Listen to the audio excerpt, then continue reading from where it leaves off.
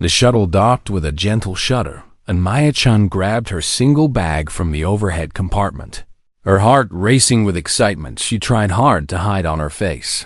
She was 22 years old, and she was about to become the first human in 3 years to attend the Galactic Alliance Naval Academy on Desser Prime. The station stretched before her like a city floating in space, its massive ring spinning slowly against a backdrop of distant stars that she had dreamed about since childhood. As she stepped onto the arrival platform, she became immediately aware of how small she was compared to everyone else. Around her, a group of Krethrai cadets walked past her, and each one stood at least 8 feet tall with 4 arms covered in what looked like natural armor plating that gleamed under the station lights. Behind them came a cluster of Velisians moving with a grace that made Maya feel clumsy just watching them. Their silver skin reflecting light like mirrors, and their movements so fast she could barely track them with her eyes. She was 5 feet 4 inches tall and weighed 130 pounds, and she came from a planet that most of the galaxy still considered a quarantine zone. Earth had only been part of the Galactic Alliance for 12 years, and humans were still treated as newcomers who had barely learned to walk among the stars. "Human," a voice called out, and Maya turned to see a Velisian officer consulting a datapad with an expression that suggested he had just discovered something unpleasant on his shoe. "You must be the Chun specimen. I am Lieutenant Voss, and I will be processing your intake today." Maya wanted to correct him and say that her name was Maya, and that she was not a specimen, but she held her tongue because she knew that making enemies on her first day would not help her achieve her dreams. The intake process took 3 hours and involved 17 different scans and 4 separate interviews, and by the end of it, Maya was exhausted but finally standing in front of her assigned quarters. Inside, she found 3 other cadets who would be her barracks mates. For the next 2 years of training, 2 of them were Velisians named Sierra and Ten, who looked at her with barely concealed disdain. And the third was a Mindari named Kira Voss, who had pale blue skin and large dark eyes that seemed to look right through Maya in a way that made her uncomfortable. "So you are the human," Sierra said, not bothering to hide her contempt as she examined Maya like one might examine an insect. "I heard your species still dies from simple infections and cannot even regenerate minor wounds. How exactly did you pass the entrance examinations?" Maya took a deep breath and reminded herself why she was here. She wanted to explore the stars and learn about other civilizations and maybe help build bridges between Earth and the rest of the galaxy. She would not let casual cruelty derail her on day 1.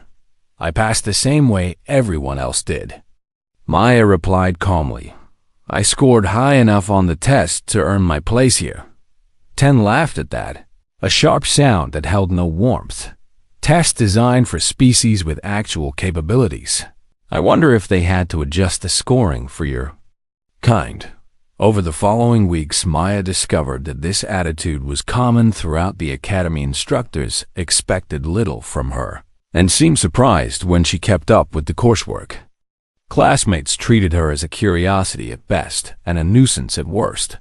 But Maya noticed something strange that she could not explain. The older officers, the ones with gray in their hair or scars on their bodies, the ones who had clearly seen real combat, they looked at her differently. There was no contempt in their eyes when they watched her. Instead, she saw something that looked almost like wariness, like they were watching a predator that had wandered into a room full of prey. When she asked her academic advisor about Earth's history with the Alliance, she received only vague answers and redirections. When she tried to access historical records about the time before Earth joined the Alliance, she found that everything was classified at levels far above her clearance. Something had happened between humans and the rest of the galaxy, and nobody wanted to talk about it.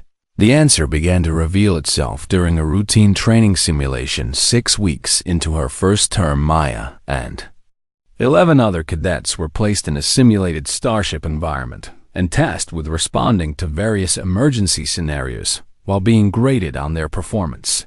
Everything was going normally until the lights flickered and the doors sealed. With a sound that was definitely not part of the simulation.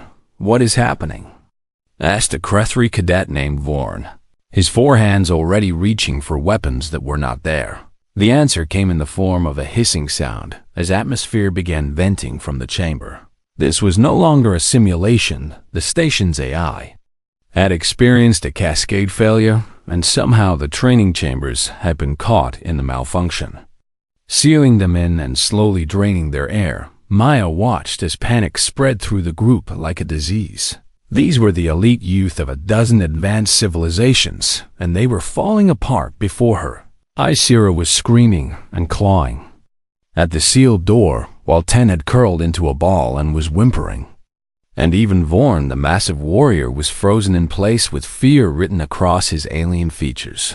But Maya did not freeze. Something inside her shifted into a mode she had never experienced before.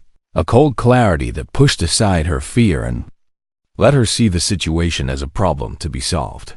She moved to the environmental controls and began rerouting power through pathways that were definitely not standard procedure, but that her engineering training told her might work. She pulled panels from the walls and jury-rigged connections that made the Volition instructors watching through emergency cameras gasp in shock. Within 20 minutes, she had stabilized the atmosphere, and within 30, she had forced the doors open using an improvised hydraulic system built from training equipment. 11 cadets from advanced civilizations walked out of that chamber alive, because a human who everyone had dismissed as unremarkable had simply refused to let them die. When the Academy Commandant asked her later how she had stayed so calm while everyone else panicked, Maya just looked confused by the question. It was not that dangerous. She said honestly, "I have been in worse situations during camping trips back home." The Commandant stared at her for a long moment, and Maya saw something in his ancient eyes that she did not understand. That night, Maya could not sleep, so she wandered the station corridors until she passed by the Commandant's office and heard voices inside speaking in urgent tones. She knew she should not listen, but something made her stop and press her ear to the door. The human performed exactly as the models predicted. Someone was saying, "Adaptive problem solving under pressure and complete absence of panic response. Then we proceed as planned." Another voice replied, "Activate Protocol Prometheus. The human is performing ahead of schedule." Maya pulled away from the door with her heart pounding.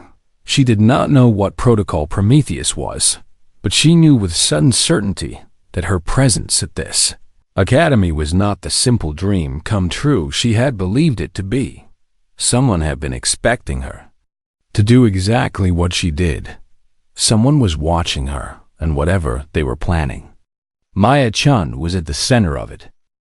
In the weeks following the training chamber incident, Maya found that her reputation had changed in ways she did not expect. Before, she had been ignored or mocked.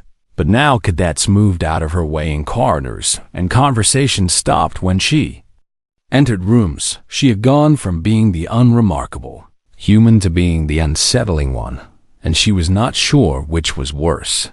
Her performance in classes continued to draw attention for reasons that confused her instructors during endurance training. She finished third in her entire year group, despite having the weakest body on record. The Crethry and Volitions who beat her had every physical advantage imaginable, but Maya simply refused to stop moving until her legs gave out beneath her. The Academy physicians ran tests on her and found nothing special about her biology. She was an ordinary human with ordinary human limitations, but something about her psychology allowed her to push past pain and exhaustion in ways that made the doctors uncomfortable.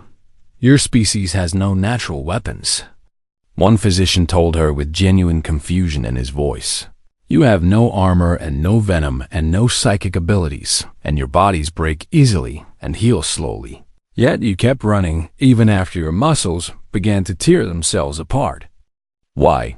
Maya did not have an answer for him because she did not understand the question Of course, she had kept running. Stopping had simply never occurred to her as an option. Her friendship with Kira Voss deepened during this time in ways that surprised them both. The Mindori were a species with limited psychic abilities that allowed them to sense emotions and intentions in other beings. And Kira had initially kept her distance from Maya because she found the human's mind confusing to read. Your thoughts move too quickly, Kira explained one evening as they studied together in Maya's quarters. And there are layers beneath layers that I cannot reach. Most species have simple emotional landscapes, but yours is like a storm that never stops. Is that bad? Maya asked. Kira considered the question for a long moment before answering. My grandmother was alive during the time before the Alliance, she said carefully. Before humans came to the stars, or rather before they came back to the stars. Maya leaned forward with interest, because this was more information than anyone had given her since arriving. What do you mean came back? I should not tell you this, Kira said, but she continued anyway. The records are sealed, but my grandmother remembers. 60 years ago, there was a war between humanity and the species that would eventually form the Alliance. It lasted 3 years, and when it ended, the elder races offered Earth membership and peace. We won. Maya asked with surprise because Earth's history books said nothing about any war. No, Kira said quietly. You did not win, and neither did we. The war ended because the elder races became too frightened to continue fighting my grandmother. We'll not speak of what she saw, but she told me once that humans should never have been allowed back into the stars. Maya wanted to ask more questions, but before she could speak, the door to her quarters slid open and Commander Thrace Felician stepped inside without invitation. He was tall even for a Velisian, with silver skin marked by old scars and eyes that held no warmth whatsoever. He was one of the most decorated instructors at the academy, and he had made no secret of his dislike for Maya since the day she arrived. Chun. He said her name like it was an insult. You have been selected for advanced combat training starting tomorrow. Report to the main arena at dawn. Maya knew better than to argue, but she could not help asking one question. Why me, Commander? I am hardly the most physically capable cadet. Thrace smiled, and it was not a pleasant expression. That is precisely the point, human. I want to see what breaks first, your body or your spirit. The advanced combat training was brutal in ways that Maya could not have imagined. Thrace pushed her harder than any other cadet, assigning her opponents who outweighed her by hundreds of pounds and giving her impossible tasks designed to result in failure and pain. But Maya did not break. She lost every fight, and her body accumulated injuries that would have hospitalized most humans, but every morning she appeared at the arena ready for more. She learned to read her opponent's movements and to use their strength against them, and while she never won, she began to last longer in each bout. At night, she hacked into the Academy's restricted archives, using skills she had learned from her older brother back on Earth who had worked in cybersecurity. She was searching for answers about the war Kira had mentioned, and eventually she found a fragment of a document called The Silence of Kethros 4. Most of it was redacted with black bars covering entire paragraphs, but she pieced together enough to understand that something terrible had happened on that world. Something involving humans, something that had ended the war not through victory, but through fear. The confrontation with Thrace came 3 months into her training during a public sparring exhibition meant to showcase the Academy's most promising cadets. Maya was supposed to fight a series of opponents from different species, but Thrace announced a last-minute change. He would face her himself. The arena fell silent as the instructor stepped onto the mat across from Maya. Everyone knew what this meant. Thrace was going to hurt her, and he was going to do it in front of everyone. The fight was not a fight at all.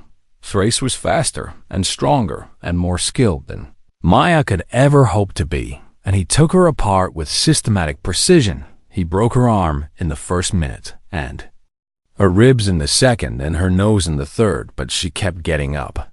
Blood covered the mat, and Maya's vision blurred with pain, but something inside her refused to accept defeat. She got up again and again and again until Thrace began to look. Uncertain, the audience had gone completely silent. They had come to watch a human be humiliated, but instead they were watching something else entirely. They were watching someone who would not stop no matter what was done to her. Finally, Thrace called the match himself because Maya would not yield, and he would have had to kill her to end it otherwise. As Maya limped away, leaving a trail of blood behind her, Thrace caught her arm and leaned close to whisper something that no one else could. "Here, now I understand," he said, and his voice held something that might have been respect. "Now I understand why my grandfather's fleet surrendered." Maya looked at him through swollen eyes and saw that the hatred in his face had transformed into something more complicated. That night, as Maya lay in the medical bay recovering from her injuries, a message arrived on her personal terminal from an unknown sender. It contained a single file with no redactions. The complete unedited record of what had happened on Kethros 460 years ago. The message that accompanied it was brief. "It is time you knew what you are." Maya opened the file and began to read, and by the time she finished stood why. The galaxy was afraid of humans. She understood why Commander Thrace's grandfather had surrendered his fleet, and she understood that everything she thought she knew about her own species was a lie. Maya read the Kethros 4 file 3 times because she could not believe what it contained 60 years ago. The Galactic Alliance had not existed. Instead, there had been something called the Galactic Hegemony, a coalition of elder races who had ruled the stars for 10,000 years and who had decided that humanity was too dangerous to be allowed to exist. Earth had been quarantined and surrounded by warships, and humans had been forbidden from developing space travel under penalty of death. But humans had developed faster than light travel anyway, because that was what humans did when someone told them something was impossible. When the hegemony discovered this violation, they sent a massive fleet to Earth with orders to eliminate the human species entirely. The commanders expected the war to last a few hours at most. It lasted 3 years. Humans could not match hegemony technology or numbers or physical abilities, but they fought in ways that the elder races had never encountered. In their long history of conquest, they set traps and ambushes, and they turned every disadvantage into a weapon. They refused to surrender, even when surrender was clearly the logical choice. They kept fighting even when fighting was certain death. Kethros 4 was the turning point of the entire war. A human battalion of 300 soldiers had been cornered on that world by a hegemony army of 50,000 troops. The hegemony commander demanded immediate surrender and promised that the humans would be treated as prisoners rather than killed. The human commander asked for 1 day to consider the terms. The hegemony granted the request because they saw no harm in waiting and because they were curious about what the humans would do. In that single day, the 300 human soldiers rigged the entire planet to explode. They brought nuclear devices with them, and they placed them at critical points in the planetary crust where detonation would trigger a chain reaction that would crack the world in half. When the hegemony commander discovered this, he sent a message demanding to know if the humans understood that they would die too. If they triggered the explosives, the human commander's response became legendary. Across the galaxy, even though it was later suppressed from official records, "We understand perfectly," she had said. "We would rather turn this planet into dust and take all of you with us than surrender. Those are the only terms we will accept. Victory or mutual annihilation, choose." The hegemony commander looked into the eyes of someone who was not bluffing. He saw a species that genuinely preferred death to defeat, and something broke inside him. Within a month, the hegemony's leadership voted to end the war, not because they had lost, but because they had realized they could not win. Even if they killed every human soldier, the next generation would keep fighting. Even if they destroyed Earth, the human colonies would keep resisting. The only way to defeat humanity was to exterminate them completely, and the elder races discovered that they did not have the stomach for genocide against an enemy who smiled while dying as long as they took enemies with them.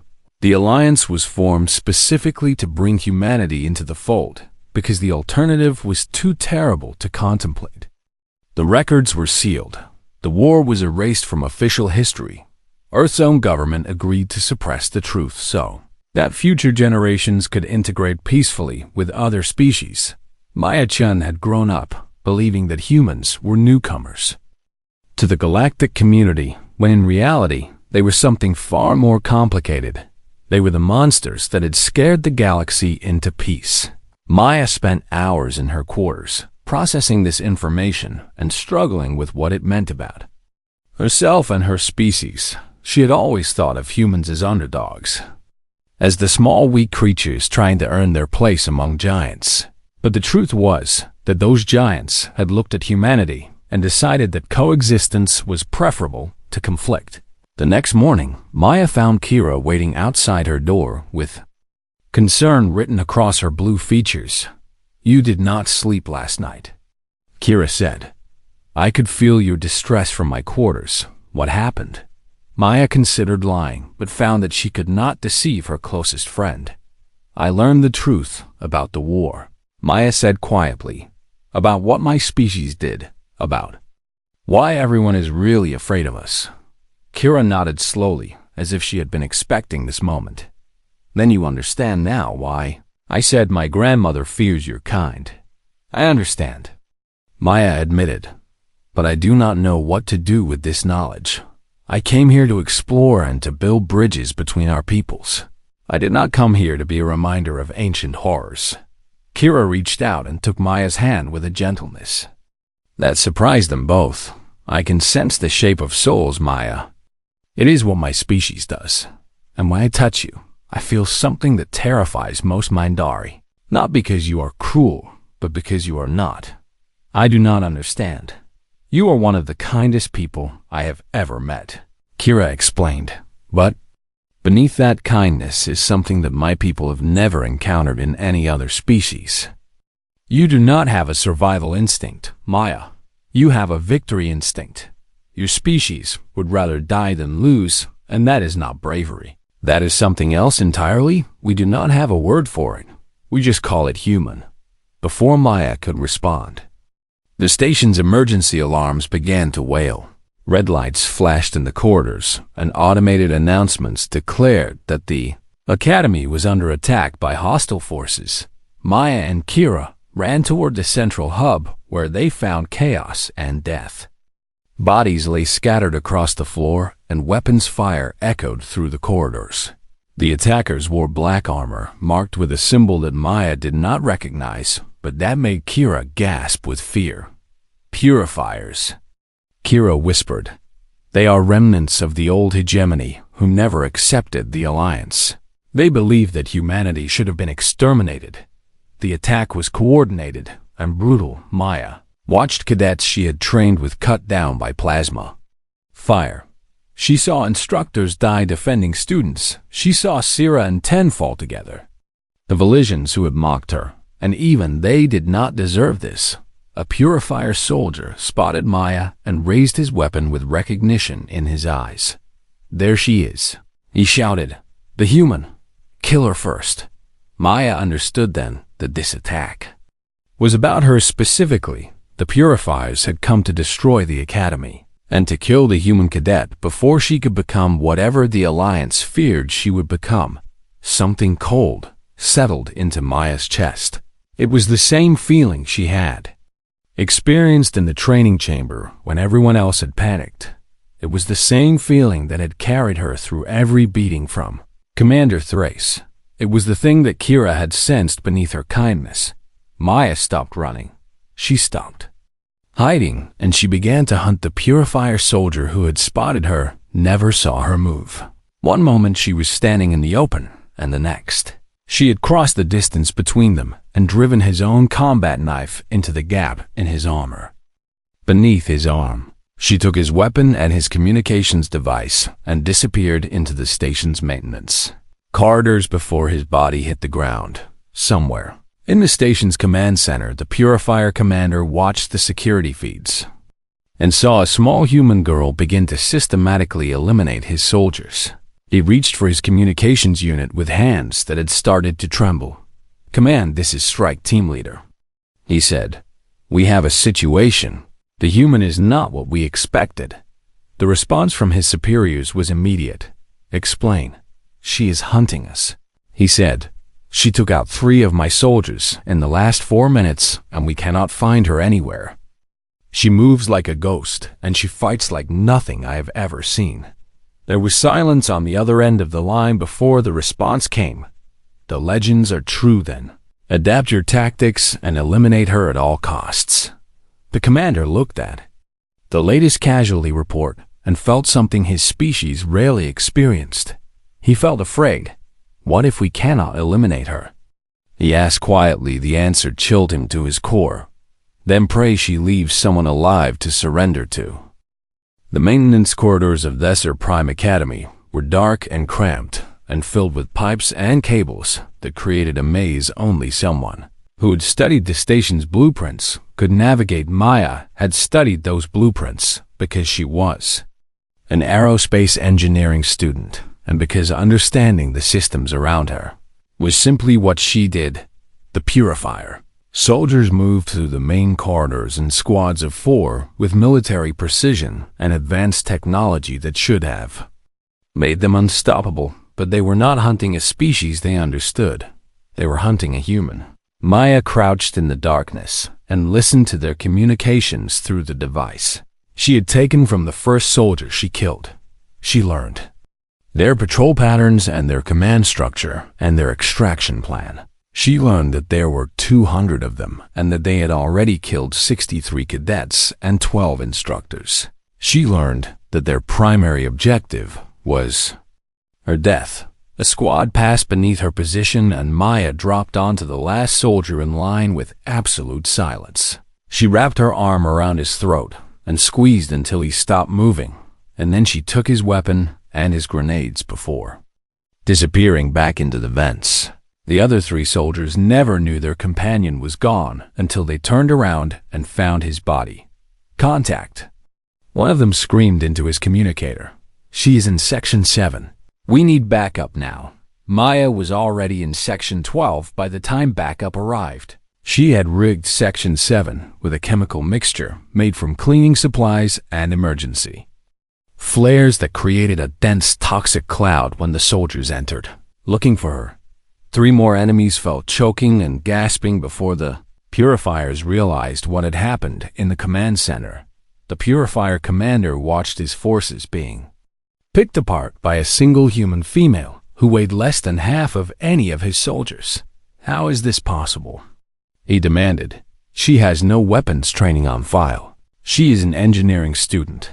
His tactical officer pulled up Maya's academy records with trembling hands. Her species evolved on a world where everything was trying to kill them. He read from the psychological assessment. They developed something called persistence hunting, where they would chase prey for days until it collapsed from exhaustion. Their bodies are designed for endurance, not strength. Their minds are designed for adaptation, not specialization. She is adapting. The commander realized with growing horror. She is learning our tactics as we use them in the corridors below. Maya moved from shadow to shadow with a calm that would have terrified anyone watching. She did not feel calm inside. Inside, she felt the weight of every cadet she could not save and the rage at every life the Purifiers had taken. But she had learned long ago that feelings were just information and that actions were what mattered. She found a group of surviving cadets hiding in a storage room. 17 young beings from 8 different species who looked at her with terror until they recognized her face. "Maya," one of them whispered. "The Purifiers are everywhere. We are going to die." "No, you are not," Maya said with a certainty she did not fully feel. "I am going to get you out of here, but I need you to trust me and do exactly what I say." She gave them instructions and a path through the maintenance corridors that would lead them to an emergency shuttle bay. Then she went back to hunting. Hours that followed were something that would be discussed in Alliance military academies for generations to come. Maya used the station's internal communication system to whisper to the Purifier soldiers, telling them exactly what she was going to do and then doing it. She collapsed corridors to separate their units and picked them off in small groups. She turned their own weapons against them by rigging traps with their dropped equipment. She learned their hand signals by watching their movements and used those signals to send squads into ambush by hour 30 of the siege. She had killed 47 soldiers, and the remaining purifiers had begun to refuse orders to hunt her. She is a demon. One soldier screamed over the communications channel. I watched her take a plasma bolt to the shoulder, and she just kept coming. She did not even slow down. Maya heard this through her stolen communicator and looked at the wound on her shoulder. That was still bleeding through the makeshift bandage she had applied. It hurt more than anything she had ever experienced, but pain was just information, and she could not afford to process it. Until this was over. Finally, she cornered the Purifier commander in what had been the Academy's main conference room. He was a Valisian High Lord with medals on his chest and terror in his eyes. He raised his weapon, but Maya moved faster and knocked it from his hands before pressing her own captured rifle against his throat. Please, he begged. I have children. I was just following orders. I believed in the cause, but I did not. Please. Maya looked at him for a long moment and saw a man who had ordered the deaths of innocent students because of an ideology born from ancient fear. She thought about the cadets who had died screaming. She thought about Sira and Ten who had mocked her, but who had not deserved to burn. She could kill him, and no one would blame her. Did the people you killed today beg? She asked quietly. Do you care when they asked for mercy? The commander could not answer because they both knew what he had done. I'm not going to kill you, Maya said. Not because you deserve to live, but because I need a witness. I need you to go back to whoever sent you and tell them exactly what happened here. I need the galaxy to remember why there is a human at this academy.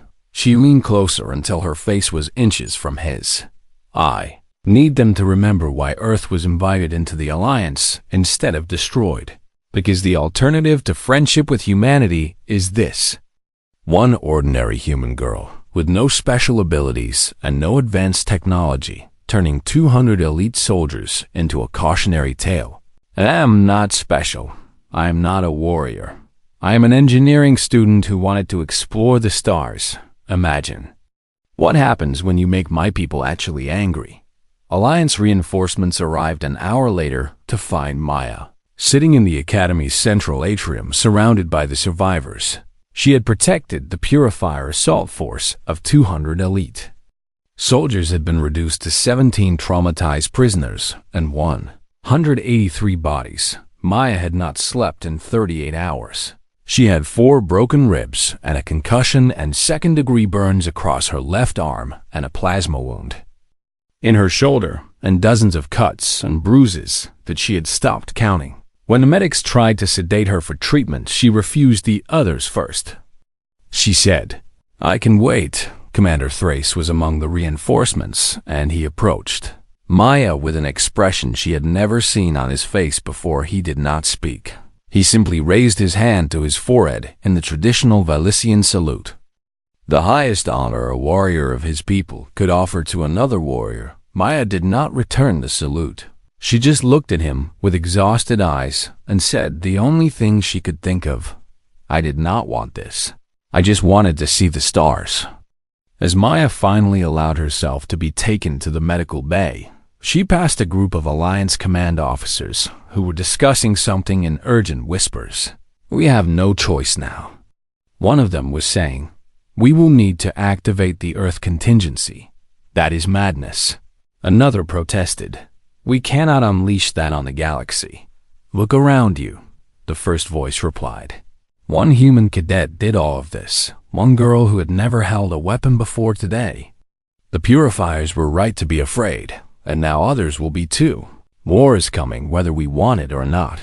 And what exactly is the Earth contingency? There was a long silence before the answer came. The humans have been holding back for 60 years.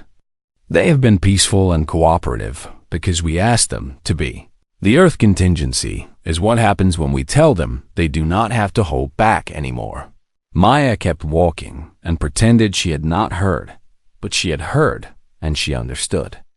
Now that she was not just a cadet and not just a symbol, she was a reminder of what humanity could be when given a reason. The galaxy was about to remember why humans were forbidden's legends, and Maya was not sure if that was a good thing or a terrible one. 1 month after the attack, Maya-chan had become the most famous human in the galaxy.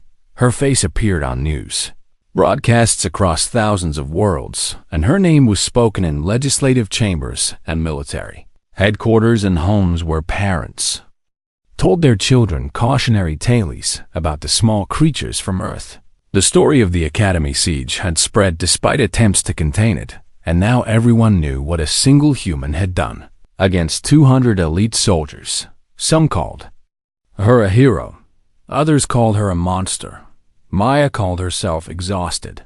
The alliance was fracturing along fault lines that the attack had exposed. Some factions wanted to exile humanity back to their quarantine zone, arguing that the purifiers had been right and that humans were simply too dangerous to coexist with other species. Other factions wanted to embrace humanity fully, recognizing that in any coming conflict, they would rather have these strange, persistent creatures as allies than as enemies. Maya found herself pulled in every direction. Earth's government wanted her to return home and disappear from public view. Hoping that her absence might calm the galactic tensions her presence had inflamed, the Alliance wanted her to become a symbol of cooperation, proof that humans and other species could work together despite their differences. The Purifiers and their sympathizers simply wanted her dead. And she had already survived 3 assassination attempts since leaving the medical bay. Through all of this, Kira stayed by her side, the Mindari refusing to leave her friend, even when her own family begged her to distance herself from the human. "They fear you," Kira said one evening as they sat together in a secure alliance compound. "But they do not understand you." "Do you understand me?" Maya asked. "I understand that you are the kindest person I have ever known," Kira replied. "And I understand that your kindness makes you more dangerous, not less, because you will do anything to protect the people you care about." The offer came 3 weeks after the attack in the form of a commission from Alliance High Command. They wanted Maya to become a captain, not just any captain, but the commander of a new joint species rapid response unit designed to handle threats like the Purifiers. The message was clear. Humanity was not just being accepted into the Alliance anymore, humanity was being placed at the front. Maya's first instinct was to refuse. She had come to the Academy to explore and learn and build bridges between civilizations. She had never wanted to be a weapon, but the Purifier commander's words haunted her. The memory of his terror as he begged for his life, and the knowledge that he had shown no such mercy to the students he murdered. The galaxy would not let her be anything other than what they perceived her to be. The only question was whether she would shape that perception or let others shape it for her. "What do you want?" Kira asked her on the night before she had to give her answer. Maya looked out the window at the stars she had dreamed about since childhood and tried to find the words. "I want to explore," she said finally. "I want to discover new worlds and meet new species and learn things that no human has ever known. But I also want to protect the people I care about. I want to protect you and the cadets who survived and everyone else who might be threatened by people like the Purifiers. Those desires are not incompatible," Kira said gently. "You can be an explorer and a protector at the same time. Can I be a protector without becoming a monster?" Kira took her hand, and Maya felt warmth spread through her chest. "The capacity for violence does not make someone a monster," Kira said. "What makes a monster is using that capacity for selfish or cruel purposes. You use yours to save lives. There is nothing monstrous about that." Maya accepted the commission the next day, but she attached conditions that made alliance Command nervous. She would lead the rapid response unit, but she would choose her own crew and she would determine her own mission priorities, and she would answer to no one who had not earned her trust. They agreed because they had no choice. Maya Chun had become too valuable and too dangerous to refuse. The ceremony was held in the Alliance Assembly Chamber with representatives from every member species watching in person or through broadcast feeds. Maya stood at the podium in a uniform she still was not comfortable wearing and looked out at a sea of alien faces that regarded her with fear and hope and curiosity and hatred. She could have given a speech designed to calm tensions, or one designed to assert dominance, or one designed to build bridges. Instead, she gave a speech that was simply honest. You have all seen what one human can do when pushed far enough. She began. You have read the histories you tried to bury, and you know what my species is capable of. I am here to tell you something you might have forgotten. That capacity for violence is not who we are. It is what we became to survive. The chamber was absolutely silent. Every human has the ability to become what you saw on Nesser Prime. Maya continued, and every human also has the ability to choose not to. We did not ask to be made this way. We did not want to fight your war 60 years ago. We do not want to fight the one that is coming, but we will if we have to. She paused and let her words sink in before continuing. Not because we love war. We hate it. Not because we want power. We just want to live among you and learn with you and grow with you. So here is my offer to the galaxy. Let us be your friends. Let us be your partners. Let us be the ones who stand beside you when darkness comes. Because the alternative is something nobody wants. Maya looked directly into the broadcast cameras, knowing that billions of beings across thousands of worlds were watching. I have seen what my people can do when we are afraid, and when we are angry, and when we are protecting what we love. You have classified those records. You have tried to forget. Her voice dropped to something barely above a whisper, but every word carried through the chamber's perfect acoustics. This is your reminder. Do not make us remember. The silence stretched for a long moment. Then one delegate rose from her seat, then another, then dozens more, until the entire assembly was standing not in protest but in acknowledgement, in respect, in a fear that had finally transformed into something healthier understanding. Maya watched them rise and thought about everything that had led to this moment. She thought about the parents who had no idea their daughter had just changed. Galactic history. She thought about the stars she still wanted to explore. She thought about the friends she had lost in the attack and the ones she had saved. She thought about what Kira had said about protection. Later that night, Maya stood on the observation deck of the assembly station with Kira beside her, looking out at the infinite darkness and the countless points of light that represented worlds she might one day visit. What happens now? Kira asked. Now we build something new, Maya said. Not a weapon and not a warning, but a bridge. I want to show the galaxy that humanity can be more than the monsters in their legends. And if they refuse to see it? Maya smiled, and it was not the smile of someone who had been broken by what she had experienced, but of someone who had been forged by it. Then they will have to deal with me. And I am very patient. Kira laughed and took Maya's hand, and together they watched the stars wheel slowly past the station's windows. Somewhere out there were worlds that had never heard of humans and species that had never learned to fear them. Somewhere out there was the future Maya had always dreamed of. A future of exploration and discovery and cooperation between all the strange and wonderful beings the universe had created. She would find that future, and she would protect it with everything she had. Because that was what humans did. They endured. And they adapted, and they refused to surrender no matter what the universe threw at them. The galaxy had remembered why humans were forbidden legends. Now they would discover why that was not a curse, but a promise. 10 years later, Captain Maya Chun stood on the bridge of the Axe Perseverance with a crew of 17 different species, preparing to make first contact with a civilization that had never seen the stars. "All systems ready, Captain," our first officer reported. A young Velician woman, who happened to be Commander Thrace's granddaughter.